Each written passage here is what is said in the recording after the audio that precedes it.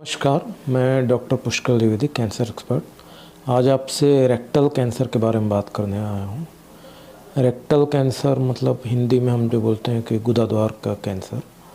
ये बेसिकली खाने की नली का जो नीचे का हिस्सा है उसके बाद एनल कैनाल स्टार्ट हो जाता है, मतलब उस हिस्से को हम रेक्टम बोलते हैं। इसके भी कॉज मेनली कोलन कैंसर से जैसे ही हैं, मतलब सेडेंट्री लाइफस्टाइल, भोजन में नॉन वेज रेड मीट का ज़्यादा होना, साथ में ओवरवेट होना, फिज़िकली इनएक्टिव होना,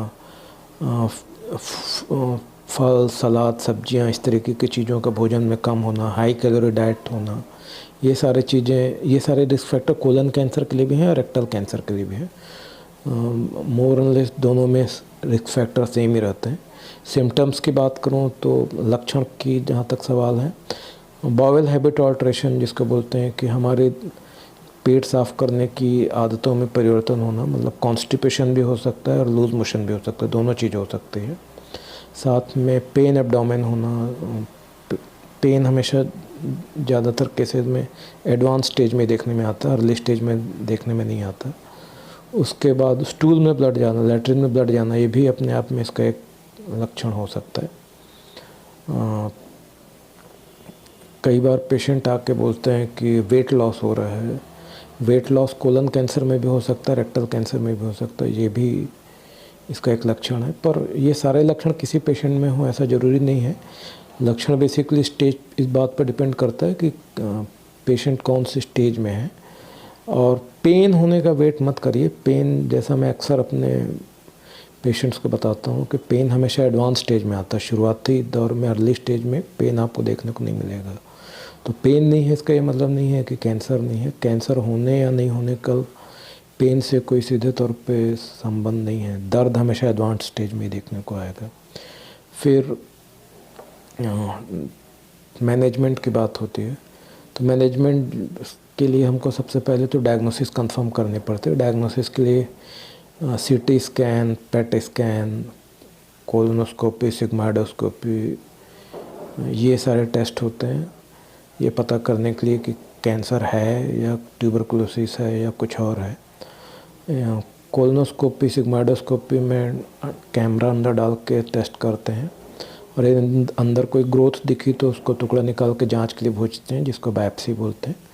यदि उसमें कैंसर आया तो फिर आगे हम ट्रीटमेंट स्टार्ट करते हैं।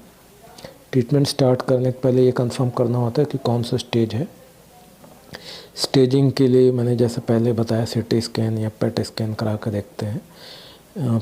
एक जो प्रिंसिपल है वो ये है कि शुरुआती दौर के कैंसर में सर्जरी हो जाते हैं। एडवांस स्टेज में ऑपरेशन की कीमोथेरेपी की आवश्यकता पड़ती है। जहाँ तक एक फ़र्क है कोलन कैंसर और रेक्टल कैंसर में, वो ये है कि कोलन कैंसर में मेनली सर्जरी और कीमोथेरेपी ही इस्तेमाल होते हैं इलाज में, जबकि रेक्टल कैंसर में रेडिएशन भी दिया जाता है, रेडियोथेरेपी भी। तो जैसे मैं इंडिया की बात करूँ तो हमारे पास ज़्यादातर जो पेशेंट आते हैं वो एडवांस स्टेज में आते हैं। वो हमारे पास जब तक आते हैं तब तक वो ऑपरेबल होते नहीं। तो उनको डाउन स्टेज करने के लिए, मतलब ट्यूमर को श्रिंक करने के लिए रेडिएशन देते हैं रेक्टल कैंसर में। इसका कोलन कैंसर में ज़्यादा रोल नहीं है। उसको ट्यूमर को रेडिएशन दे के शॉर्ट कोर्स रेडियोथेरेपी बोलते हैं।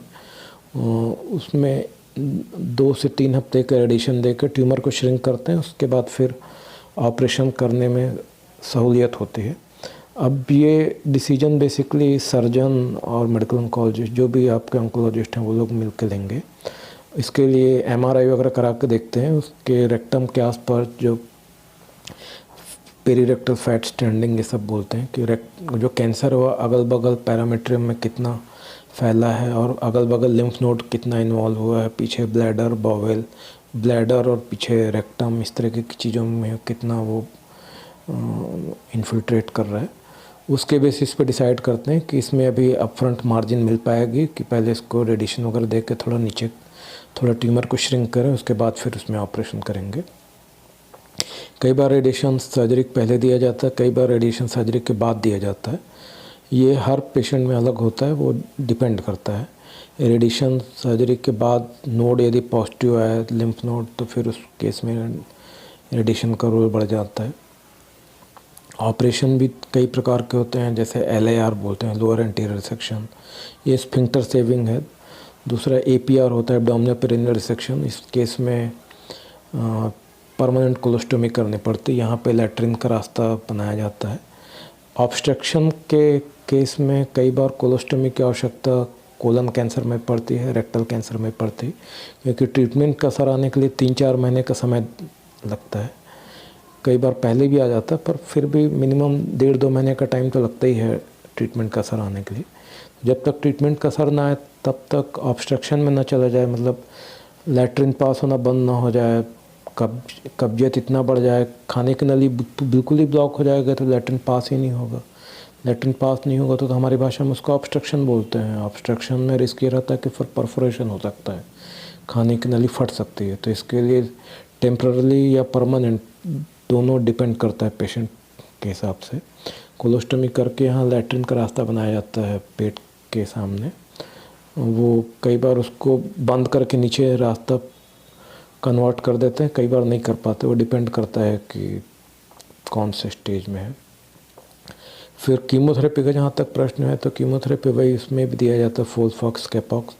मेटास्टेसिस है, यदि स्टेज 4 है तो फिर उसमें टारगेटेड थेरेपी, सिटुक्सिमैब, बेसिजुमैब, इम्यूनोथेरेपी, पेम्ब्रोलिजुमैब, निvolumab। आजकल रिगोराफिनिब भी दिया जाता है। रिगोराफिनिब एक प्रकार की ओरल टैबलेट्स है जो कि stage 4 colon cancer, rectal cancer दोनों में इस्तेमाल होती है। फॉलोअप का जहाँ तक प्रश्न है, तो फॉलोअप में बीमारी के वापस आने की संभावना शुरू के 5 साल में सबसे ज़्यादा होती है, इसलिए शुरू के 5 साल फॉलोअप के लिए बुलाते हैं ज़्यादातर कैंसर में, जिसमें कि एंडोस्कोपी, कोलोनोस्कोपी, कुछ केस में CT scan, tumour marker, CEA, ये ब्लड टेस्ट है CEA, जो कि कोलन रेक्टल कैंसर में बढ़ जाता है। तो इस ट्यूमर मार्कर को डायग्नोसिस के समय और फॉलोअप में दोनों ही में इसकी वैल्यू है। यहाँ एक बात मैं और बताना चाहूँगा कि अब इस बीमारी का ज़्यादातर कैंसर का ट्रीटमेंट हम आयुष्मान में भी करने में सक्षम हैं। जब तक आयुष्मान नहीं था तब तक हमारे लिए बहुत से ऐसे मरीज जो आर्थिक रूप से कमज़ोर होते थे उनका ट्रीटमेंट कर पाना मुश्किल होता था, डिफ़िकल्ट होता था। अब चूँकि आयुष्मान सुविधा उपलब्ध है, इसलिए हम बहुत से पेशेंट का आयुष्मान के माध्यम से भी ट्रीटमेंट कर पा रहे हैं। तो मुझे लगता है कि मैंने रेक्टल कैंसर के बारे में जो भी बातें हैं काफ़ी कुछ आज के सेशन में बताई हैं। और भी कुछ प्रश्न आए तो मैं उसको आने वाले सेशन में आंसर करने की कोशिश करूँगा। मेरी बातों को इतने ध्यानपूर्वक सुनने के लिए धन्यवाद।